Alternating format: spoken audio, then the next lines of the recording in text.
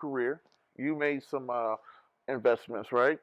I want to answer two questions. First one being, what was your worst investment that you look back on this day and say, man, that was dumb, or that wasn't smart, or man, I should have known this. This was some red flags. And on that worst investment that you made, what were some red flags that you look back now and say, hey, Prince, if you ever see this, turn left? You know what?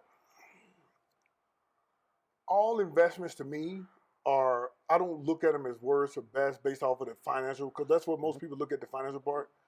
Um, the thing is some lessons cost more. That's what I'll put that. Some lessons cost more than other lessons. Matter of fact, in Atlanta, and when somebody says, what's your worst or best investment? You know what the answer is usually the same. It's people. Because the people turn into a bad investment. When I put time, effort, energy into certain people, that turned worse, or time, effort, energy into other people, then it turned better. That's what, to me, my true investment is in the people. And I invested with a guy out of Atlanta in a hedge fund, with some buddies of mine were in, stole all of our money. It was basically a big, giant Ponzi scheme. Last name right. Yep. It was on American Greed. Yeah, I was on American Greed. You was on American Greed?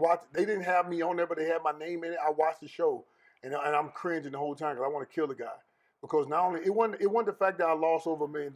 Just the ethics, the principle. It was the principle of how you did it. You lied about it, then you go and kill yourself. Let me do it. Let me do it for you.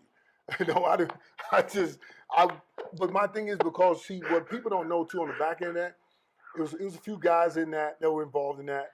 But the thing that hurt was there was a bunch of doctors and people who were family members who had worked their entire life and gave their investment to this guy. They didn't have the ability to go recreate the income that they had made. Me, that $1 million loss made me $1 million? Yeah, I lost over $1 million. I'm just being real. I lost $1 million, but I made up my $1 million doing other stuff. That's why I made over $1 million in 5 other areas in my life, not just one, not just football. That's what people think. He has this because of this, but you don't know I made over $1 million in real estate.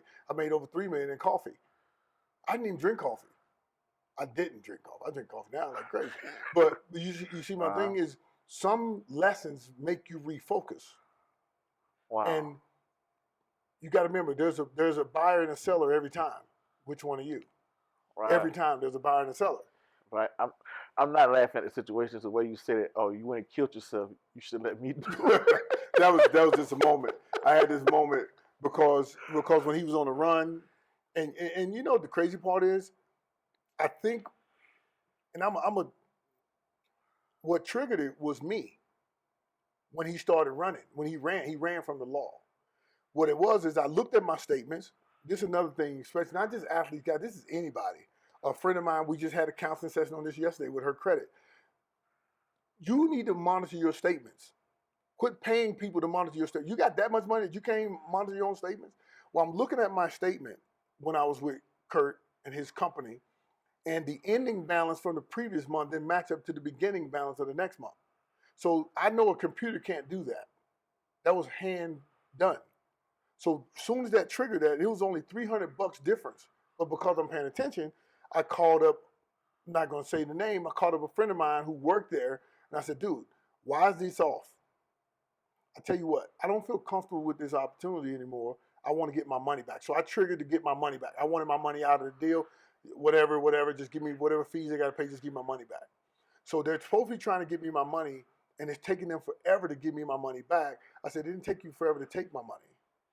And so that triggered it. And then I told my friend, I said, listen, dude, you need to get your eye on this dude, get your hands on him, because the reason it's taking them so long, they're running, they're hiding, they're stashing money. That's just what I felt in my spirit. And that's exactly what was happening. Dude had stacked up a bunch of money, had moved a bunch of money offshore and some other stuff. Him and his other partners who, they didn't even go to jail, and they were in on it too. Kurt was the only one I think went down for the whole thing. And I eventually blocked it out of my head and said, hey, go back to work.